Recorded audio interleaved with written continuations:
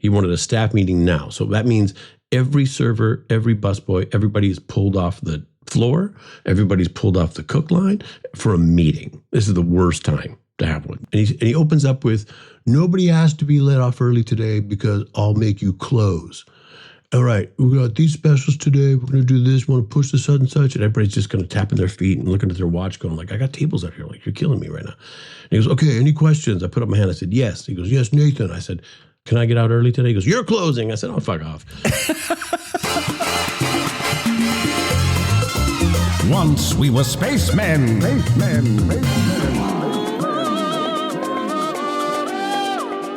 I tend to play weird people, usually aliens and robots and things that don't have romance. I once didn't get a job where they were looking for a Nathan Fillion type. Once we were spacemen. Once we were spacemen. Ladies and gentlemen, welcome to another episode of Once We Were Spacemen. And I'm talking about that big space. You know, the one that you see when you look up at the sky and you say, is that a plane? Or is that a star? Or is that a planet? You know what it is? It's mostly space! And that's where we are as men. Manly men in space doing manly things. Flexing. Spitting on the ground with that casual kindness that you give to strangers that you want to lift up in the world. That's right. We're combing our hair with our hands and eschewing the convention of brushes and combs. We are dabbing our eyes with moisture drops so that we can see the world around us clearly, and that world is space. With Nathan Fillion and Alan Tudyk. You have so many questions. Oh, really? After that? Yeah, you were in. All that for that. Alan, where were we when we heard someone say, all that for that? Yeah, I think it was in London. It must have been in London. Well, clearly there's an accent I put on there for you. Right, I heard it was very good, and it brought me back. And it was a photo. Yes. It was a selfie, I believe. Somebody came up and said, I want to get a selfie with you. No, you're incorrect. This was we were in London. We were taking photos with guests. It was the duo photo thing. So it was the two of portrait. us. So a proper setup portraiture at a con. Right. And people wait in line to come and have the opportunity to take a photo with their favorite Washburn. There's so many, so I was happy that they chose me. Then they hustle into this little room where you are standing on a set across from a camera, and there's me beside you, and they hustle into the spot, and they go, okay, everybody look at the camera, and click. And thank you, next please. And they're gone. They have to go. They get hustled out for the next person in line so that this huge line, can go through it and get through everybody and make sure it's whiplash photography. It's you're really time is valuable at a con. If you're not when you're taking pictures, you're not over there meeting fans and signing the stuff they brought for you to sign. So you gotta move fast. There are times when people think this is my opportunity to sit down and have a chat with Alan Tudyk. This photo right time is a good opportunity for me to stop everything. It's obviously the steam room. That's where we get that done. Sit down. Let's have a chat there. It's a bit of a we motor people through really, really, really fast. And there was a woman who came in with a group of people. It took a second to get all set up. Once they're all set up, everybody looked at the camera. Camera was snapped, and people were rushing up to usher them out immediately and usher in the next group. And you watched her kind of wander around and look around and kind of figure out, it's over. All that for that. Yeah, that's right. You know, I hope she was happy with the photo when it was done. You try to give a little something special to everybody, but you never know. You know, the photography is great. You know, sometimes it's a fun picture. Sometimes I truly try to give people what they're looking for. You don't really have time though to talk. Like in a signing line, it's also time crunch, but oftentimes I can have more opportunity to hear, just like yourself. I'm sure you know. I think those photos, Alan, are awkward. You think? Yeah. And I think when someone comes up to you and says, hey, I love your work. Can I get a picture with you? I say, I thought you'd never ask. Give me your camera. Mm-hmm. Because inevitably they're going to take that camera, they're going to hand it to somebody else. Right. And say, take a picture of us. That person's going to stand 20 feet away. 20. And you're going to get a photo of two people standing with lots of extra room around them in the frame. Their faces are going to be how big in that photo? Like, why do you have feet in a photo of, I met Alan Tudyk? Take a look at his feet. They might be into that. So I, with my inordinate amount of experience with this thing. And wingspan. Thank you. I will say, yes, of course, let's take a photo. Give me your camera. And they go, oh, well, I want it of the two of us. I understand. I've actually done this a couple of hundred times. Yes. And if they say something else, I'll say, trust me. I'll take their camera, and now I'm not having to wait for someone else to go, oh, I don't know where's the, how do I flip the lens around? I don't know. Right. It's like getting a photo taken by my Aunt Adeline. God rest her soul. She's lovely, but it would take her a week to say, okay, everybody ready, right? And then you're looking at the photo going, this is what we waited for? But I'll grab that camera and I'll flip it horizontal, which is really weird for the kids today. The kids today are taking horizontal photographs. They don't know what's happening. And I'll hold it at arm's length. It's a vertical world, man. It really is. I'll hold it at arm's length and I'll start taking photos as I bring the camera in. Click, click, click, click, click, click, click. Now you got about 6 photos. Right. And each one's getting closer. Now think of that frame. Hey, I met Alan Tudyk. It's just his face and my face, and it gets closer and closer. And as you do that, and you click, click, click, they're seeing the photos getting closer and closer. They light up and start to smile and laugh. Yes. And it's a fantastic photo. Yeah, I've seen them. They're great. I've been the one giggling in the photos now, sometimes myself. People will look at that photo and go, oh, well, can I have one where we're both standing and like vertical and like 20 feet away? All out for that. All out for that. I've had that where they act like really disappointed with what I'm telling them. Trust me, this compared to the other, this is the better photo. Here's Alan. Here's my thing. Mm-hmm. Here's the solution for these awkward photos at the cons. Set up in a corner, little backdrop, little curtain, little something back there, a little wall. Set up a table. Has a little battery-powered candle on it. Set up some lights. Set up some drinks that no one's going to touch on that table. Like it's a used table. Like someone's been using this table. And then you set up a couple chairs around it. Now, hustle the people in from the lineup. Put them down at this table with you.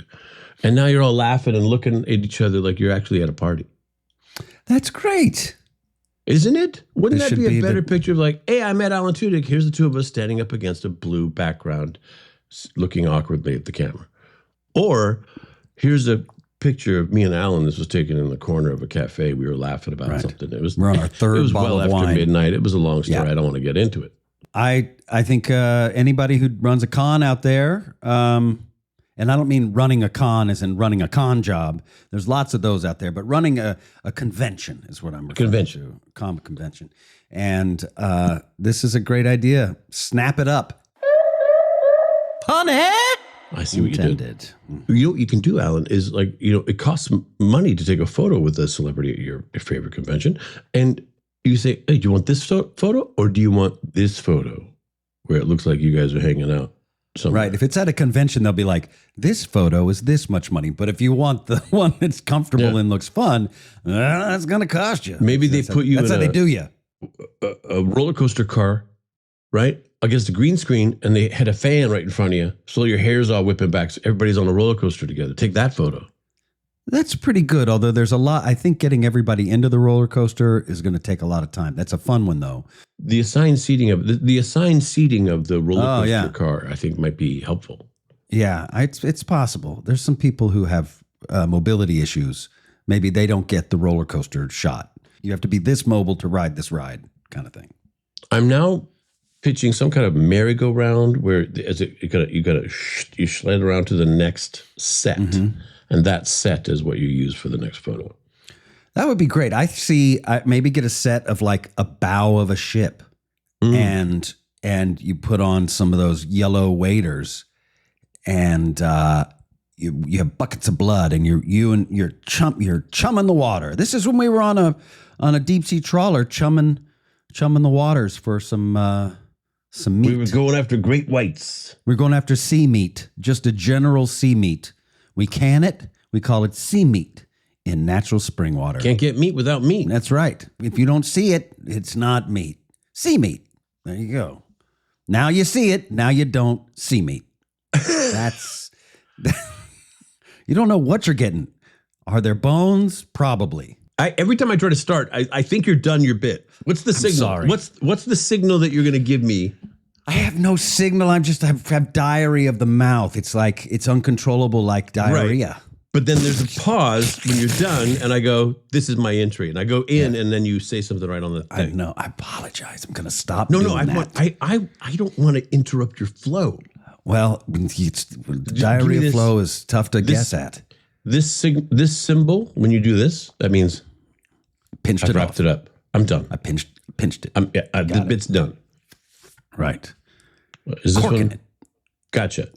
I think we've solved the awkward con photo problem just now. I think so. If anybody wants to take that up, it's something you do at every con, and some people do it really well. I've had great interactions with people. I've had a lot of awkward prom photos. People will say that. Mm-hmm. I do a lot of the one that I do now that I looks good when people show it to me is the ones who are resident Alien fans. So if there are people out there who do this type of thing, will come see us at See Me at a Con.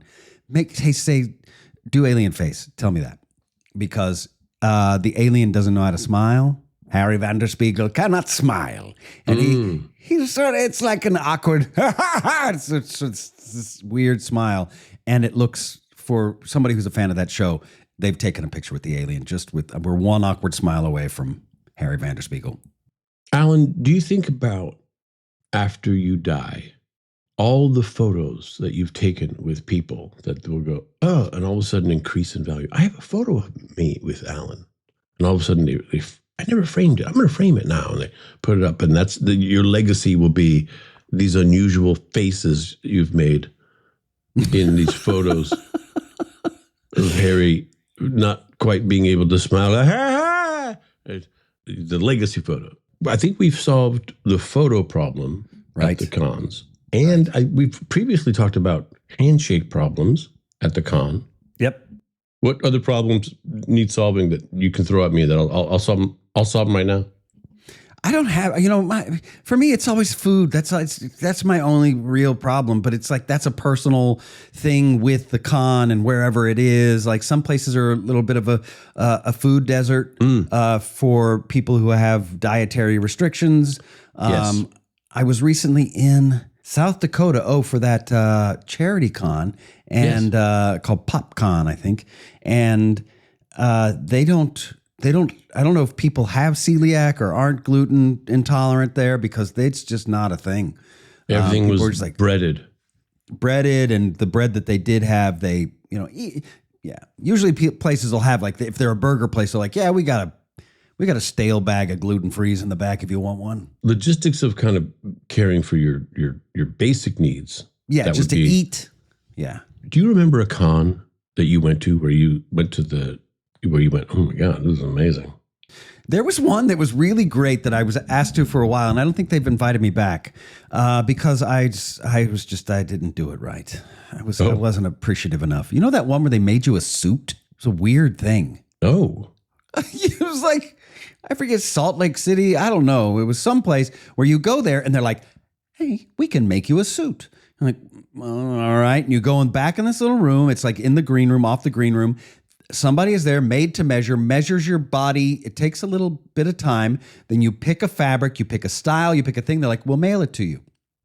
Wow. And then the unspoken thing is that you'll then put it on and go on social media and say, yeah, hey, I got a suit made by these people and it was amazing and it fits. Well, it doesn't cost you anything, so I guess I didn't respect it enough because when they sent it to me, I put on the jacket, I was like, it fits pretty well. Put on the pants, didn't fit at all, so I gave the whole thing to Goodwill. And then they reached out to me and said, hey, how's your suit? I said, it didn't fit. I got rid of it. They were not happy with me. They were Is that what like, they said? They said Yeah, they're they're not like- happy with you. when you say got rid of, what do you mean? I'm like, oh, I gave it a goodwill. It didn't fit. That's the whole thing, that you measure it and it comes and it fits. It didn't meet the threshold of why it's a great novelty suit. So I got rid of it. Man, see, I'm such a dick, man. I don't know. I don't know. Well, if that's hang on. I don't know. me Well, or- first of all, the suit company put on the convention. No, it was basically the main promoter guy, like Knew the suit guy. knew the suit guy and like, hey, let's get into it. Let's do a little thing. Let's Gotcha. well, there's a gross term that these business people use. We'll kiss. Synergize. Yeah, it's like that kind of stuff. We're like, it's a little kiss deal or something like that. Like, what the? I'm not down with all that lingo, man. And anyway, wasn't down with the suit either.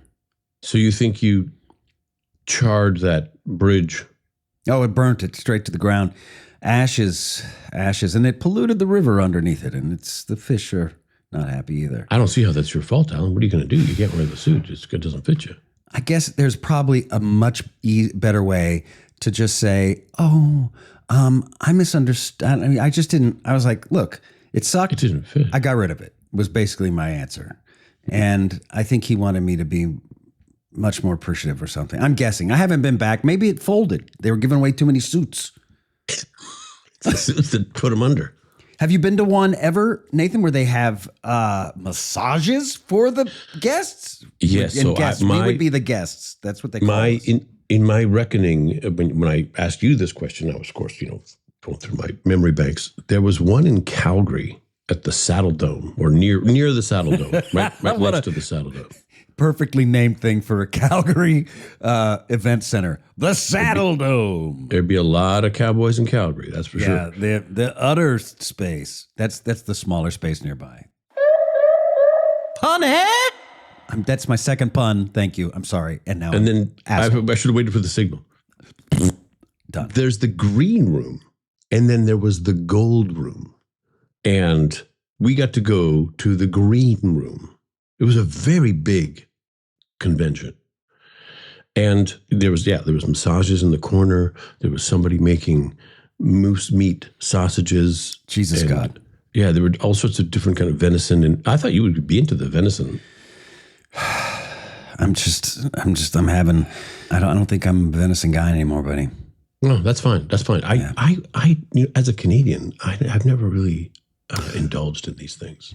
I liked it in New Zealand, but as I said, they shoot them from helicopters. So Yeah. we shoot from helicopters, captors, or however. There's less moments. We're running free.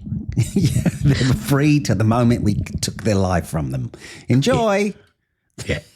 So butterflies and rainbows, and then plate. All that for that.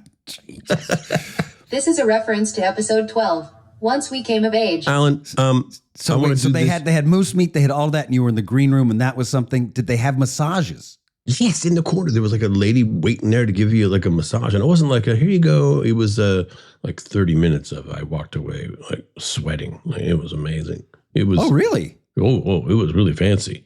Yeah, it was super nice. It was. I couldn't wait to have a moment to retire to the gold room. I would never do. I've seen them. I've had cons where they have people that'll do that, and I tell them to. I don't do them. I don't tell them anything. I just nod and smile. I can't get loose. I can't relax. That a con for a quote unquote guest, us invited actory people. I consider it's like you are hosting a party for a great many people, hopefully, that you've never met before. Many of them, some of them you actually have met before, but many of them you're meeting for the first time. And so you're saying, hi, how are you? Welcome to the party. What's going on? And you're checking in with them, and you're signing a thing, you're meeting the family, and come right in. Let's have a good time. Do you feel a responsibility for them having a good time? You're part of that. Yes. Okay. And it requires a certain amount of energy. Yes. That a massage would work against that for me, especially the way I get them. I see. Yep. I see. Yep. But then you know what? Then you added something to the end there. Well. Oh, it had a I see. Little thing on it. Little. What's stink weird on it. is And I gotta say, can I just make a little disclaimer here? This is a disclaimer. Warning, warning, warning, disclaimer. I'm going to mention Con Man again. Now, I know I constantly mention this show, and the warning and the disclaimer here is I don't think you necessarily need to watch it. I just want you to know that it was a time, it was a great thing. It's a bit dated, and comedy is always best on the edge, and that edge moves. And I feel like it's moved off the edge, has moved in places that I don't. The last thing I would want is for it to hurt anybody's feelings, something I made. So I just kind of say, overall, you don't need to watch it. But there was, in season 2, a massage at a grocery store that involved sausages, which is just weird to me because I thought it was such an original idea that Mindy Sterling's character, who plays my sort of fanager, she's like a manager who's also a fan of me and was formerly a sci-fi actress, is giving massages at like the local Whole Foods, which is something that they used to do. Do you remember that? Yes. And it was always so, what the fuck? Why is there a masseuse in the grocery store? It was like when they first came around, you could go to the grocery store and get a massage from some hippie with dirty feet. I only saw it happening once. So I thought, is this a one-time deal? But you're saying that was consistent? I saw it for a while. I saw it for a couple of months, that it was something that it was sort of around where, and not all hippies have dirty feet. And not all people with dirty feet are hippies. Okay, just clearing that up. That's another disclaimer. Okay, moving on. Apologies to follow. I thought that was such a ridiculous thing that in Con Man, I made Mindy Sterling's character, Bobby, she gave massages, but the guy was basically naked in a massage chair at the Whole Foods. And she used to work at Whole Foods, but she got fired because she was giving colonics too close to the soup tureens, which was one of my favorite arrangements of words. Anyway, she's giving massage. She's having a conversation with my character, Ray, and she's like, hold on, could you turn those sausages over there, those links? And she's also giving out samples. So she's like got 3 jobs at this. She's managing me. She's giving a massage to a guy who's naked. And she's also giving out sausage samples to customers. It was anyway, don't watch it. Thank you. This has been a public service announcement. I feel you should be extremely proud of Con Man. I'm proud of 90% of it. But some of it, one of the things that was so much fun is we had nobody over us because it was a weird time during the internet. There was nobody who was, if you do something on The Rookie, there's some censors. You can't cross certain lines. Not that you're trying to, but there's parameters. Because it was other people's money you're making a TV show with. Right. And the money we were using, especially season 1, were fans. And so there was nobody to do it. And then season 2, we got other people's money because they saw season 1 and said, hey, make a season 2, and gave us a little more money than we had the first time. And they might have even given us twice the money, I think. Somehow I still made no money. And when we did do it again with other people's money, one of the stipulations was, you can't tell me what to do. And they said, okay. And there's a benefit to having another opinion. Right. I think. That was one of the lessons I learned. Sometimes you actually do need to listen to somebody else. Not the lesson I thought was going to come out of this, Alan. That was interesting that you went into the corporate world and came out saying, oh, they got something going here. Yeah. I'm very open to working with people, even if I see the other side of it. I really do. I'm not, if you're working with me, I tend to be flexible. It's when people say, no, my way or the highway, then I get that kind of, I want to bite the hand that feeds me. I want to bite the hand so badly. That Elvis Costello song. Can I give you a little music fact that I think is interesting? Yeah. Music facts! I was just quoting Elvis Costello, Radio, great song, where he says, I want to bite the hand that feeds me. I want to bite that hand so badly. I want to make them wish they never, and then he sings which is actually saying seen me or see me or anyway, saw me. It's really tough to understand. But the thing about Elvis Costello I learned recently, love his music. Took me a long time to love his music. It was one of those people I was like, I know I'm going to like this one day. Right now, it sounds like somebody's just whining into a microphone. And then one day I was like, oh, and it clicked. Same thing with, I started loving it. But I recently found out his name isn't Elvis. He was not given the name Elvis. What? He gave himself the name Elvis. Now, what kind of mental patient, I'm pretty sure he doesn't listen to this podcast, is a musician? And he was a musician. He was he was like always busking, and he was out on the streets, and then he would like go play evidently outside of like record executives' offices where they're like, who's the crazy freak with the whiny voice outside?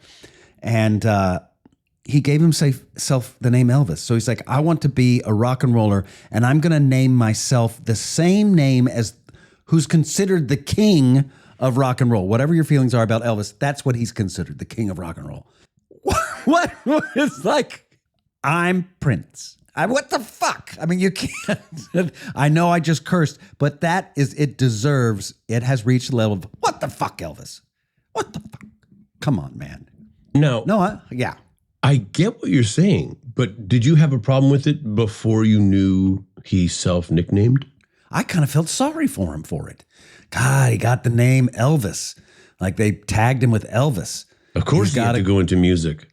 Yeah, I don't know. I have a friend My name named is Elvis. Lawrence Olivier Tudyk. Well, I mean, what? I have a friend named Elvis. I feel sorry for that person too. It's his God-given name. Elvis Nolasco is an actor known for Old Boy and She's Got to Have It. And it's just God-given right to have that name. Salute. And is he musical? Nope. Fat? Oh. No. Does he at least wear velvet or some kind of fancy, I will tell flashy, you what big belt buckles? he is smooth as silk. You know a couple guys in your life, they just got nothing but cool. They don't know how to turn it off. No, They're just when you're like, hey, Elvis is coming. Whoa, Elvis is going to be here? And everybody, how do I look? Is there anything on my shirt? Like, I get all like, because he's one of those like super cool dudes, and he's always giving it away. He's always acting like you're the coolest guy in the room, and like he's one of those guys. Yeah. You may be surprised to know this, Nathan. I'm not a cool, easy, suave dude. Yeah. I'm gonna do that again, and I'm gonna put on a face that's so surprised. Ready? Okay. This may be surprising to you, Nathan, to find out, but I'm not effortlessly cool. Well, that was a good one. Guys, and ladies and gentlemen, you can't see it, but that was, and it wasn't overdone. Like Thanks. I would have done like a Warner Brothers boing, like right. But Nathan did not do that. This is a quiet reaction of someone who doesn't know they're being recorded. Yeah, it was like, huh. How did I miss that? That quality. Yeah, exactly. Huh. There was no performing in it. It was all internal. Yeah. I'm not. So I'm always blown away by really cool people like Elvis, your friend. Me too. I don't know. My brother's one of those guys where people just love hanging out with him. People just love when my brother's around. It's a big deal. I have him come and he does all sorts of stuff with me in Los Angeles, and we have adventures all around. We have a good time. And, he's my brother. He's my guest. I want to make sure he's taken care of. So I'll get busy doing something. I'll go, oh, boy, I wonder where my brother is. I hope he's okay. And he'll be talking in a group of like 12 people and like, oh, he's fine. At times, he has more friends at a party than I do. Son of a bitch. Right? Yeah. That's not even in this country. I can see that. He's very, he's outgoing, your brother. But like, he's cool in a way that's generous.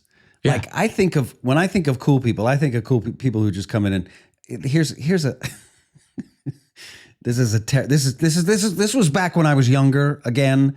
I feel like we should have some kind of Alan was younger. Alan. Like childhood stories. Childhood stories by Alan Tudyk. Okay, I was 27. Childhood stories. Childhood stories. I was probably about 25 24, 23, 24. And there was a guy who was effortlessly cool. He was a good-looking guy. His name was Christian. I went to school with him at Juilliard. I was at an audition in Manhattan, and it was back when you auditioned at casting directors, and there was a waiting room that was for two different casting directors. So you had people auditioning for different things within this casting office. I was going into behind one door, and there was something was casting over there that were a lot of young, they would have been closer to my age, 20s, attractive young women. And I would always get very, especially when I was young, I get confused by beauty. I couldn't figure it out. It just I don't know why. What is it about the arrangement? I just want to either look at them or talk to them or touch their face with my whole hand. Ooh, yeah, that doesn't. You can't do any of that. You shouldn't. None of that. So I would basically just sit, knowing I should probably just shut up and sit here. And so I was doing that. I was sat next to a girl. There weren't that many seats. I was sat next to a very attractive young girl when I first sat down. She was called in. She got up and left. Went behind the door to go do her audition. Out comes Christian from the door that I'm going to go in. He's auditioning for the same thing as me. Hey, Christian, good to see you. Good to see you. He sits down in the chair that was occupied by said attractive young girl. And we're catching up. What's going on? What's going on? What's going on? The girl comes out of her audition, and she's getting her stuff. She's got a thing in a scarf underneath the chair. And she's just kind of quietly grabbing it. It was on the chair next to Christian. And he's kind of talking to me. And he turns and looks at her and he goes, "Would you keep it down?" And she went, I was like, "The fuck was that? What was that? How did that happen?" It was the smoothest, coolest moment. I've never. And then I tried to touch her face, and she ran from the room. You had no game, Alan. I still don't. I don't know. As you know, I knew Carissa back when we were in school, so it took us decades before I was going to say, it must have taken a minute to convince her to go out with you. It did. It took a long time. She's like, "Alan, yeah, he's sweet." A lot of energy. No, Alan is very special. If he was any more special, he'd qualify for funding. Yes, exactly. So it took a while, and I've mellowed over time. And now that I'm old, and I can talk to people. Because I'm old and I'm married. Yeah, you got no skin in the game. You don't care anymore. Right. The stakes are gone. Right. Yeah. I had no skin in the game back then. I was just trying to get my skin in it, though. And that's the thing.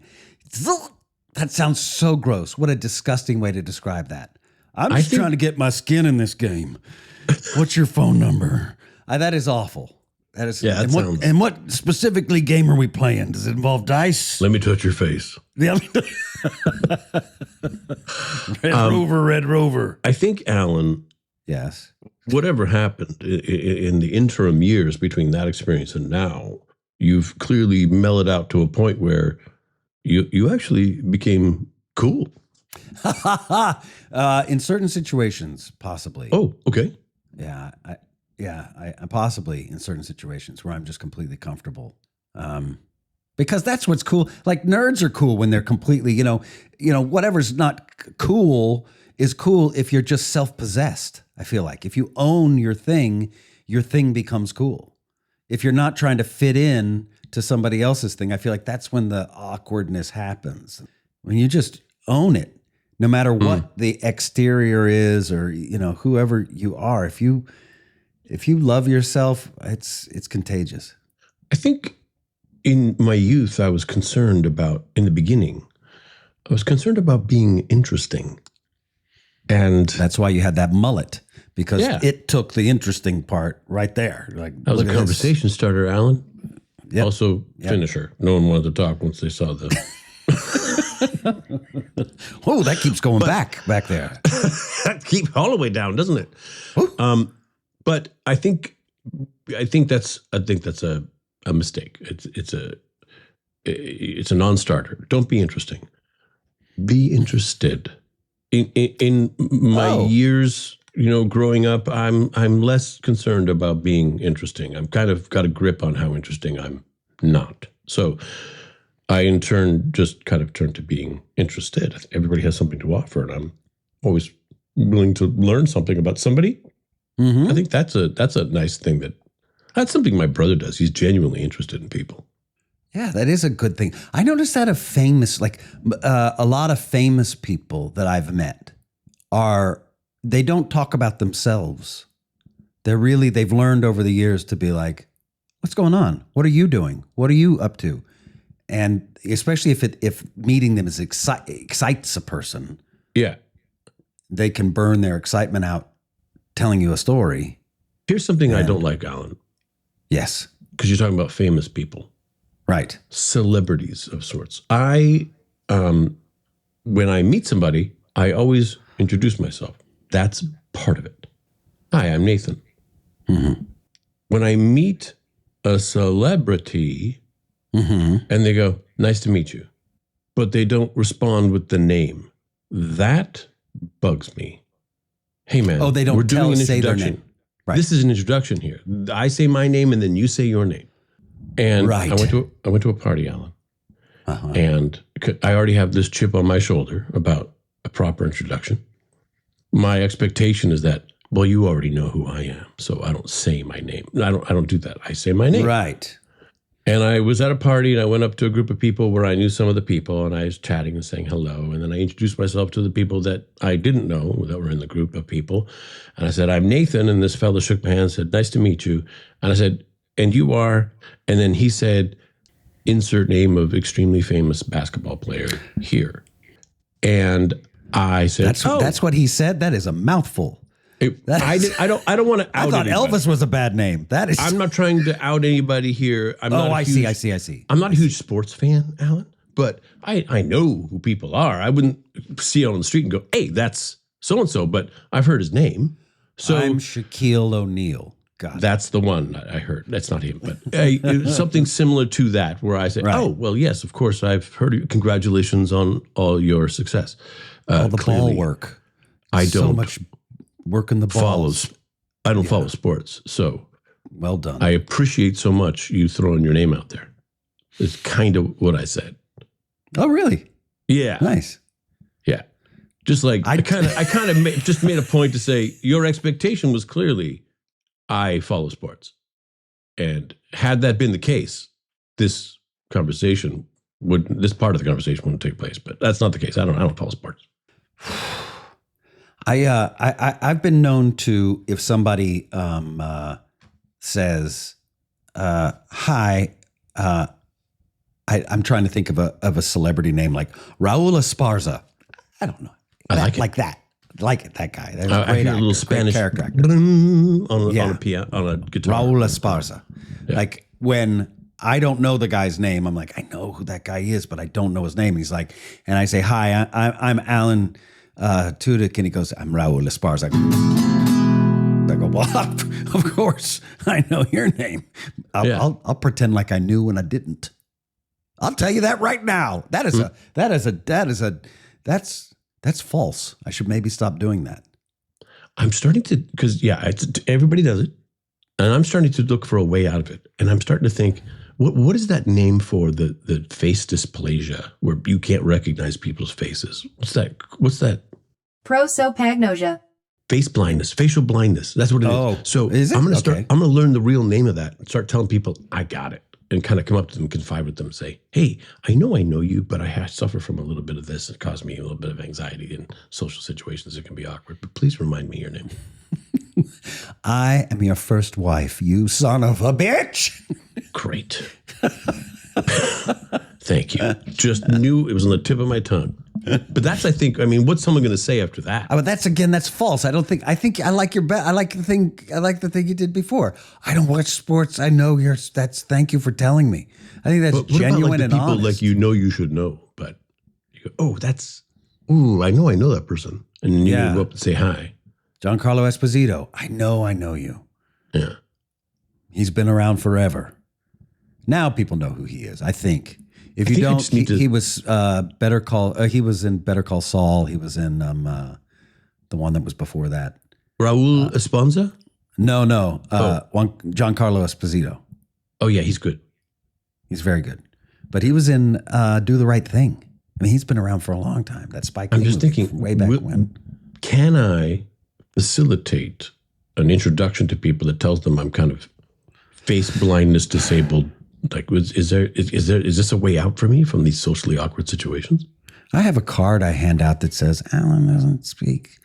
He doesn't have the ability to understand you just need to hand a card like those people do sometimes. Alan's had a stroke recently. And yeah. And you just smile and then all of a hand sudden out. expectations go down really low. Oh my God, Alan. Maybe they'll give you a couple bucks. Alan, I have in the next room like a pile of like aluminum business card blanks and a laser engraver. I can make these cards for us. And it's a weapon. If it's metal, that's a slasher. I'm in Manhattan now, Nathan. You got to think about those things. Yeah. There's attacks on subways. These things happen, and you got to be ready. I mean, subways are taxed? No, attacks. No, there are attacks. People attack each That's other. what I said. They're taxing subways. with their fists.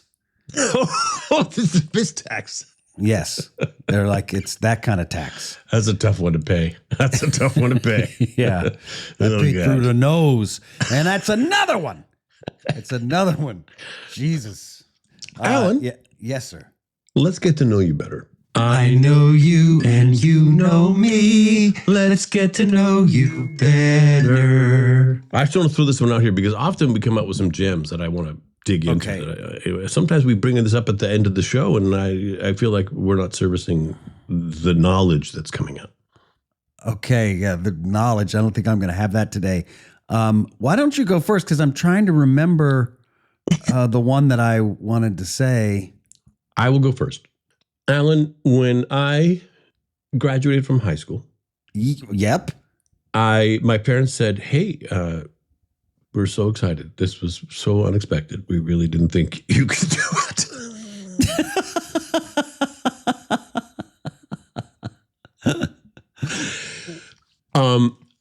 I wasn't the best student, Alan. That's Math. just so shocking because you had your mother was an English teacher, your father was a principal. And My father was the head of an English department. My mother was an I English see. teacher. My brother was a principal. Okay. But All by the right. time I was a crappy student, my brother was just a crappy. Well, he was a better student, just a couple of years ahead of me. But here's the thing: I said to my parents, I would like a watch for my graduation present. Nothing fancy, just a digital watch that tells me the day. And my mom said, "Oh, good. You want the date on your watch?" I said, "No, hang on a second. Not the date. That will be handy. Yes, I need the watch to tell me the day of the week, because I never know what the day of the week is, Wow. to such an extent that I don't want people to know this about me." Now, I knew this at 18 years old. I'm 55 years old now. I couldn't tell you what day of the week it is. Any day of the week. Really? I have Today an is- extremely poor concept of time. And God bless my fantastic team and anybody around me, my family who have to deal with me and dates. That's where everything just falls apart. If time were metric, Alan, if dates were metric, but I don't know, man, there's 7 days in a week, there's 24 hours in a day, there's 42 weeks in a year, there's different days in every month. Right. There's so much math to do when considering a date. Yeah. And then someone will tell you, well, I'm going to be there from Tuesday till Friday. So are you available on the 19th? It's like, okay, wait, I don't know what, you just gave me like two different units of measure. Like, that's like someone saying, Really? I've got 180 centimeters of it. I need you to come in and pull out 4 inches. Oh, I don't, okay, wait a second. You just started using different. Wow. Yeah. Wow, that's It's a- interesting. It's a You need thing. to put that on the card you hand out to people too. Add that. I will be holding this incredibly powerful computer of a phone in my hand that has all the information I could possibly want Right. in my day-to-day life. I'll be holding it in my hand and I'll look to someone and say, what day is it today? You know what I mean? Right. Right. It's just like my brain won't process the information. Time, I'm better. If you say a couple hours, like 2 hours, I could say, all right. In my head, I can kind of go, all right, 2 hours, I can kind of meter that out. Mm-hmm. If you say a week from today, oh man, I'll forget that in an hour. And then a week from today, you'll be calling me going, how come you're not here? And I'll be, oh, geez, I don't know what. I Yeah, can't put it in remember the that. calendar. Exactly. You got to do a whole thing, and then you check your calendar to see what your day is going to be. I have It's a real thing. Probably extremely frustrated, wonderful human being who calls me and says, look at your calendar because this is what it says right now. Where Poor are woman. you? She's listening right now. She's shaking her head going, that's me suffering every day with this mental midget, which is fair because I have a very poor concept of time, Alan. Yeah. Wow. I did not know that about you. Mm. Okay. In following yours, this isn't incredible, but I have a weird ability to clock time. Like when it's what time is it? How long have I been here? Oh, I've been here for 15 minutes. I've been here for 20 minutes. It's now this time. I have a clock that's always going in my head. I think I got it from when I was a waiter, because you gotta clock your food. So you put in your food and you'd be like, where is it? It's been 15 minutes now. Now my food should be up and you need to go check on it. You've got that going on several tables. They've got a 15-minute, they got this, they just sat, this is going on.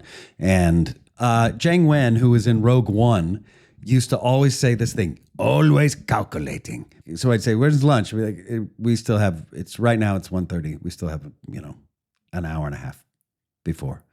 And then I'd look at the time, I'd be like, boom, 1:30.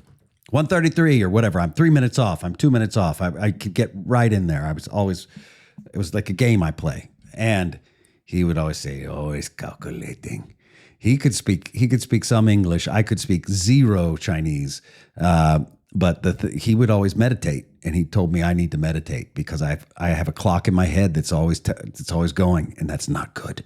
You need to get rid of clock time. No, get rid of the clock time and get on Earth time, baby. Relax. That's a made up thing. Time. It's nothing.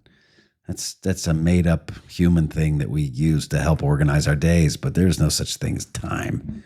And I think if I spoke Chinese, he would have explained it that way. Mainly, he just said, always calculating. He would point to his head. Didn't think it was good. That I should get out of my head, get off of my phone, breathe, and sit with my eyes closed. This quality that you're talking about, this concept of time, yes, it made you a good waiter. Oh, I was as good as I could be.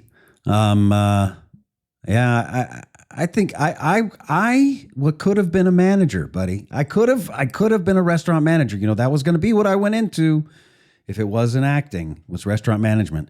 And I remember because you didn't want those to deal with those tips. Right. What? Well, I always wondered about people who in restaurants who became managers, right? Because a bartender, for example, that I worked with, wanted to become a manager. You're making less money. You're not making tips. And all of a sudden he started swinging a set of keys around on a lanyard. And he just became like this most awful a-hole because he was, he was in charge. Power corrupts, man. Power corrupts. And it does corrupt. And it does not take a lot of power. In the restaurant industry, it can turn you into a dick real quick. No. Yeah. Question. And that is a non-gendered term there. You would think a dick is gendered, but no, when I use it in that sense, it can turn anybody into a dick, especially in a restaurant. It's true. You and I share this experience of being a waiter. I was a waiter myself. You were? You didn't know this about me. I can't imagine you were any good at it. It's terrible, Alan. Really? I was a waiter. There's a restaurant chain in Canada that I'm sure you're familiar with called Earl's. Yes, Earl's. I worked at the original Earls. There was one Earls that started them all. Oh, The one true ring of Earls, you might say. wow. That's One Earls to rule them all. That's the one where that's where the dream spawned from. We had parrots were the theme. They had these massive parrots sat on the sign outside. Near and food? No, they were like, I think they were made of styrofoam, and then they had like some kind of coating, plastic coating over top, like a painted coating, and then they were glazed over top of that. But we served margaritas with massive long straws. We would take these straws, and then there was a toothpick with a little frill on the end. We'd put that in like a dart and go and shoot them at the parrots. Little blow darts. They'd stick it. They were all up in the ceiling, and in the beams of the ceiling, there were parrots all up there, and you could buy them and take them home if you wanted. They were expensive, but you could buy one and take it home. It's like, don't take that one. It's got a lot of holes in it from the toothpick. But I'm glad it wasn't on the menu. I'll have the parrot, please. The How is that Romenko done? system is the topic of this question. The Romenko system is what we had. It looked like a calculator. Oh, There I was know a what pad it of- is. You know what the did the- Romenko is? I use the Romenko system, yeah. Every item on the menu has a 2 to Three-digit 4-digit code. Yeah, right, yep. And if there's like, oh, I want it, well done. It's a modifier. You have to type in the table number. It was all just code. It's like you're programming, for Christ's sake. Yeah. That was the worst system Yep. for ordering food that I could. It really handicapped me. Yeah, it's terrible. I started both times. When I worked both at Uncle Julio's and the other one in New York, the Harry's Burrito used the Romenko, and I remember learning when you first got the job, I would just nightmares in training because of all those numbers. Yeah. And trying to remember what's sour cream, what's black beans again, 141. Yeah, it's terrible. It was the absolute worst. Now, when I go to a restaurant now, and the waiter will come over, the server's like, hey, can I help you? And what do you want for drinks? And I'll say, oh, and people start ordering, and they'll whip out like a little iPad or a little iPhone. Right. And they start tapping away, and I say, hey, can I just see your screen? Can I watch you just kind of go through? I want to see the system. If I'm in a restaurant or a bar where I can see where they go to order, I'm riveted. I want to know. Yeah. How And they're I've doing it s- these days. I've seen it, Alan, where they hit a button and it says, oh, hello, Jessica. It already knows who they are. So the server is identified somehow. It shows them a floor plan of the restaurant. They touch the table. It shows them the table. And now they can touch a chair and say, this person ordered this drink and this person ordered this drink. So even if it's not you bringing the food out when the food's ready to go, so there's some food runners or something, they know exactly who the food's going to at the table. My God, AI's been trying to take our jobs for a while, man. They're in the restaurants now. Yeah. That's great though. That seems a lot easier. Thank God we don't have to do it. Thank God. I just feel like it would have been an easier job had technology just been a little more advanced when I was doing it. I was not a good waiter, and that was just a handicap for me.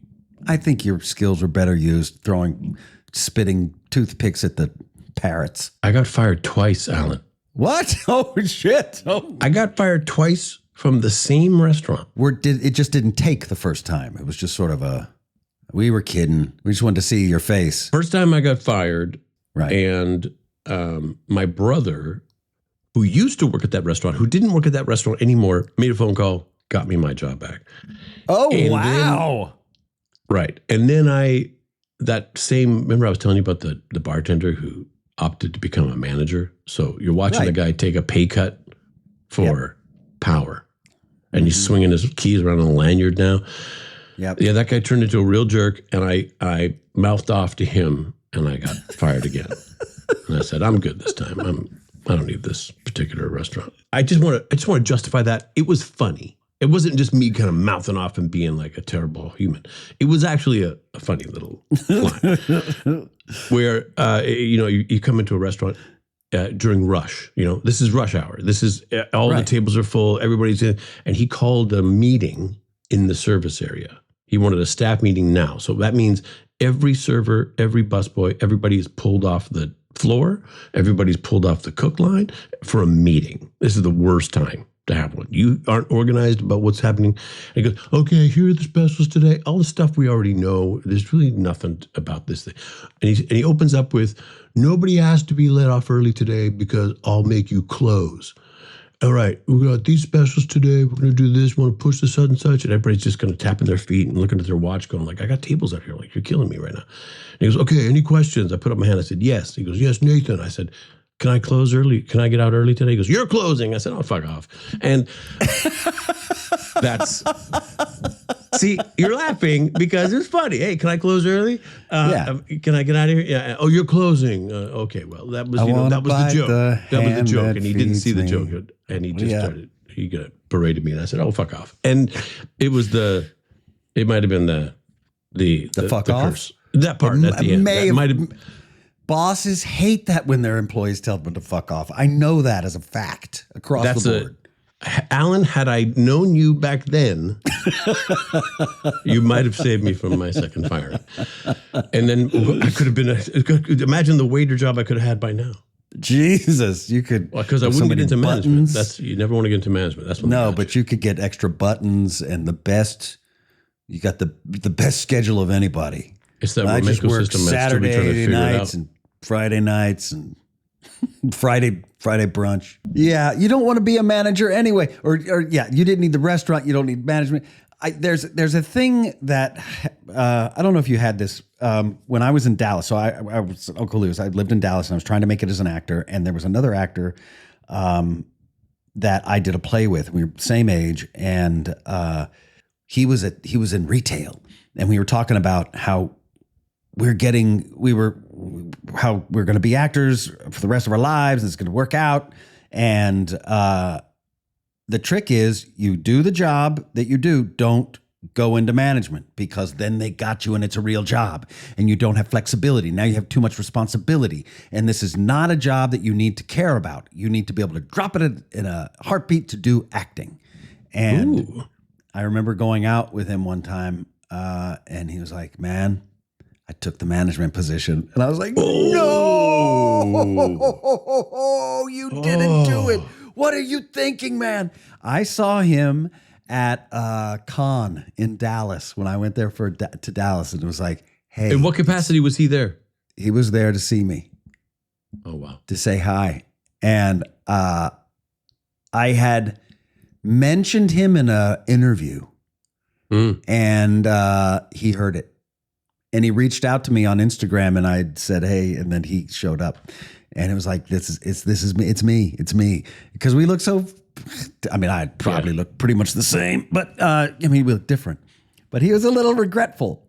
I was like, man, it may look from where you are. When in Dallas, we were at this place, and then I went to school in New York, and my life changed when I went to school in New York. And there were plenty of people in my school who have not become actors. They've changed careers, and now maybe they manage Uncle Julio's. But I think from a distance, it's like, oh, I could have done that, maybe. But don't regret. Don't have any regrets, man. Please don't use me to beat yourself up.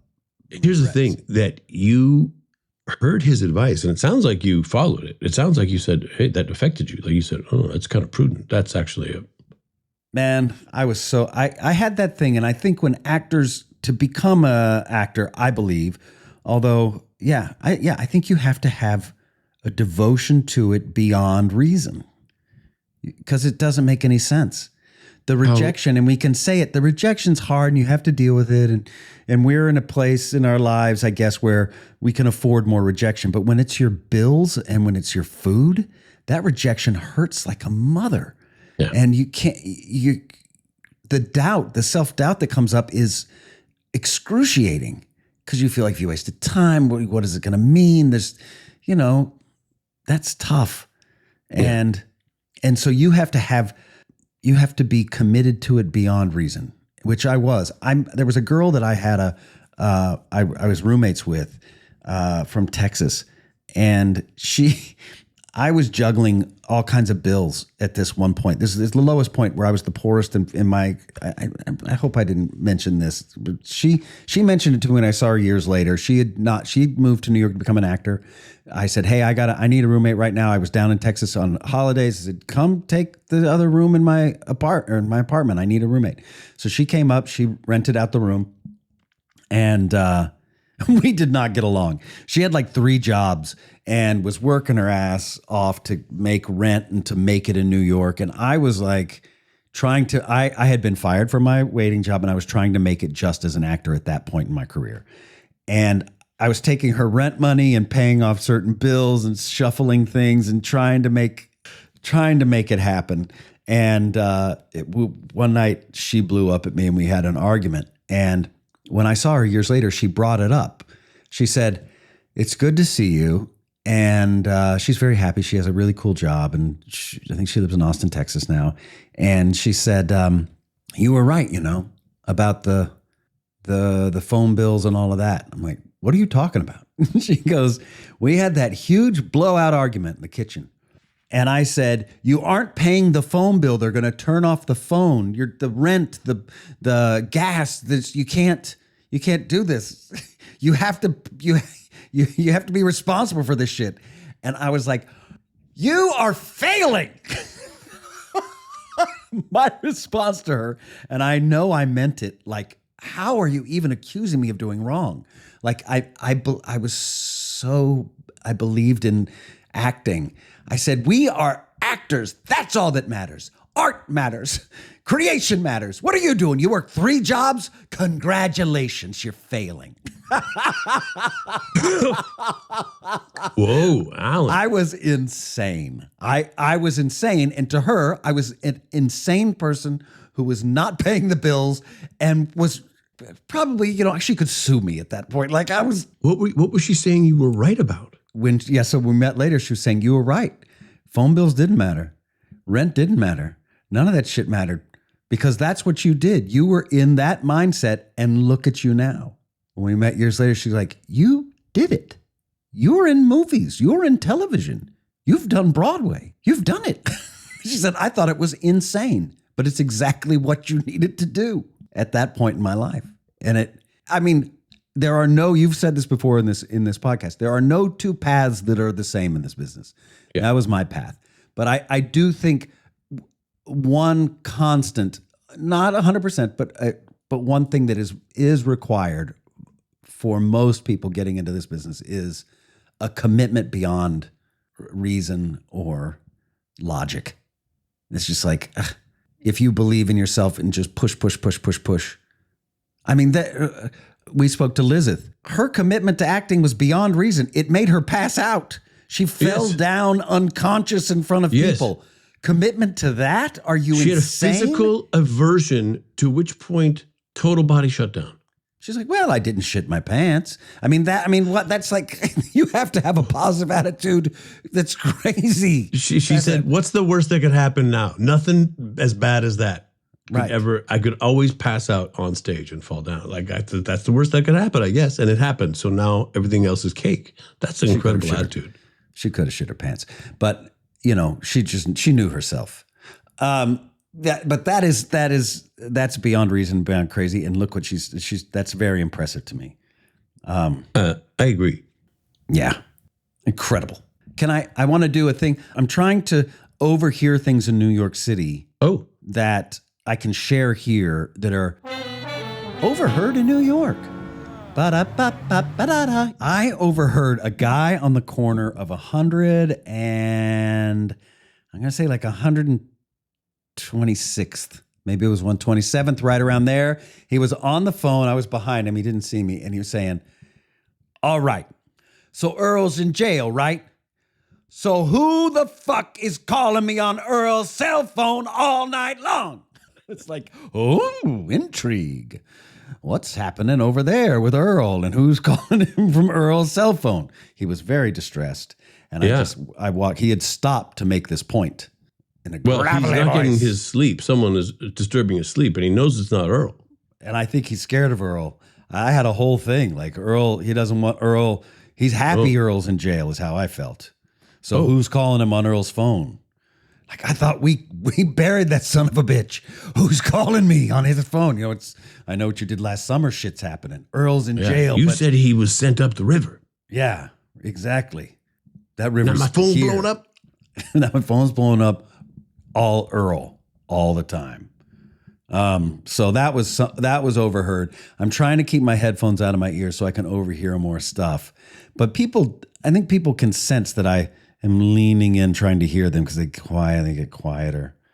I'm sending you those headphones. I keep telling you I'm going to send you these headphones. There is a set of these little headphones that simply listen. Really? Do they like amplify my listening abilities? Correct. Oh my. That's okay, I'm going to send you that just for fun. So I have 2 headphones to send you that you're going to give me your review on. Okay. That I have not yet sent you. And you're going to, I'm going to send you a pair of these listening headphones. Okay. I'm in. This is going to be great. All right. Alan, I love shopping online and I love gadgets. You're facilitating like 2 of my greatest joys right now. Fantastic. 3, I love giving gifts. Oh, may I say you're welcome. Continue giving me things. You're welcome. Thanks, man. I look forward to it. I can overhear more crap. Alan, before we wrap it up, I want you to tell me one thing. What? What is your favorite thing about yourself? I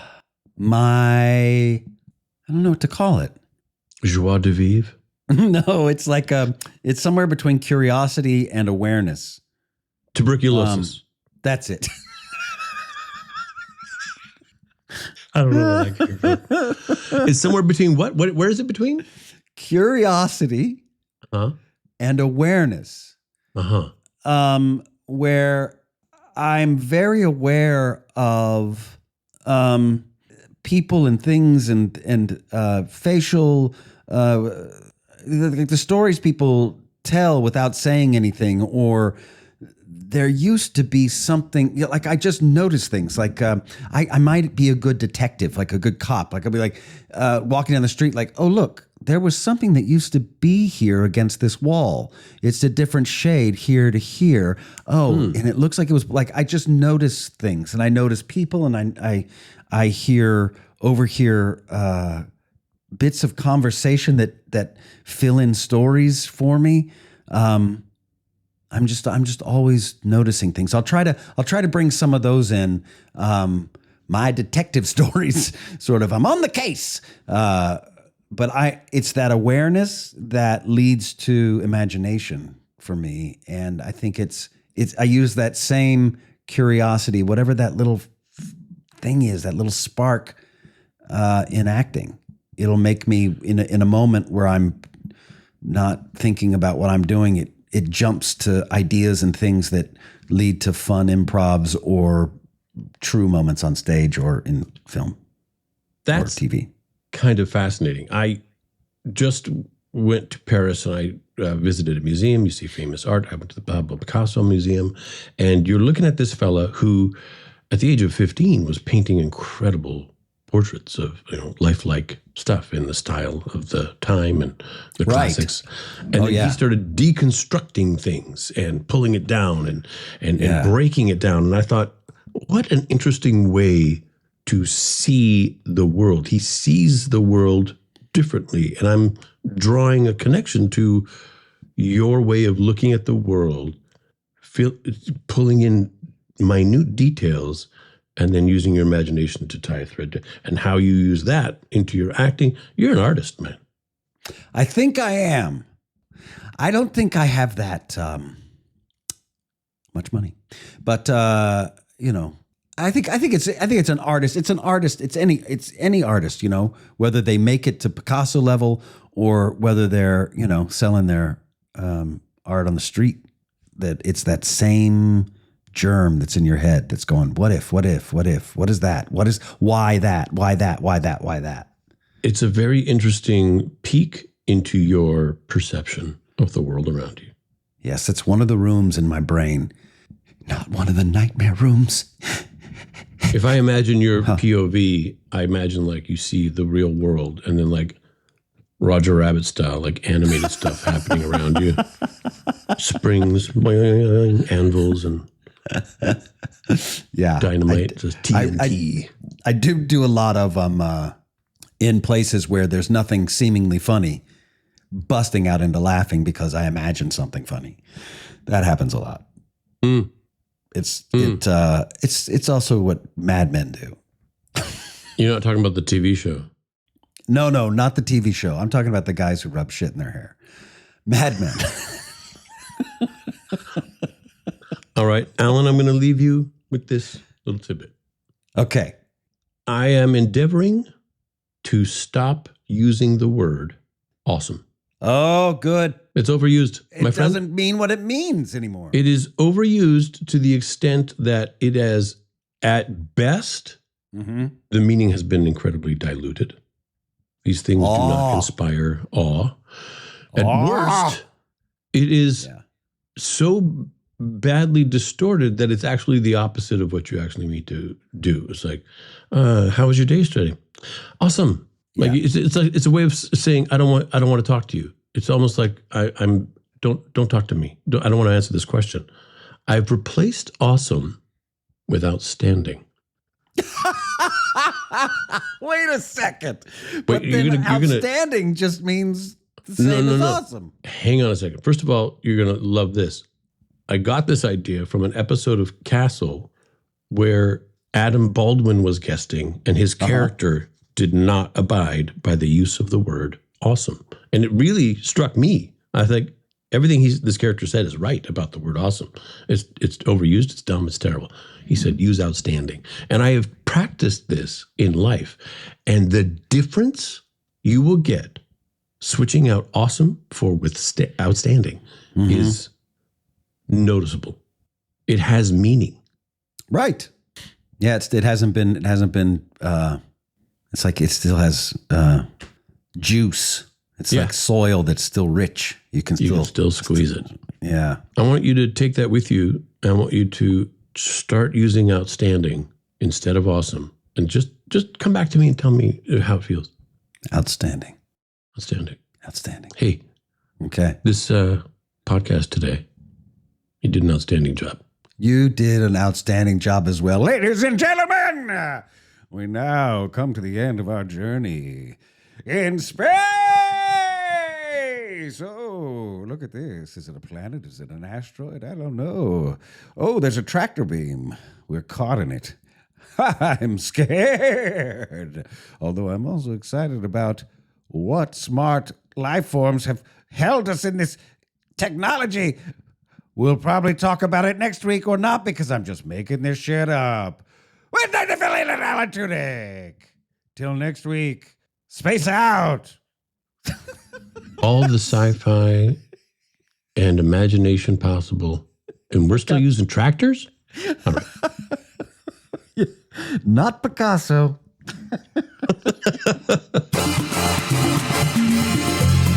Thank you for listening to Once We Were Spacemen. If you haven't yet, head over to our Patreon to get bonus content, longer episodes, and the chance to take home some incredible crap. The most amazing crap. The kind that does not smell. And if you love this show, please leave us a review. And tell your friends. Once We Were Spacemen is a Collision 33 production, whatever the hell that is. The show is produced by Michelle Chapman, Siobhan Holman, and Josh Levy of Collision 33. There that is again. I'm sick of it. Production services are done by Rabbit Grin Productions. Why is the rabbit grinning? I don't like it. Our theme music is from the minds of Carlos Sosa and Joshua Moore, and the playing of Fernie and also Rallo. And the artwork is created by Louis Jensen. Until next time.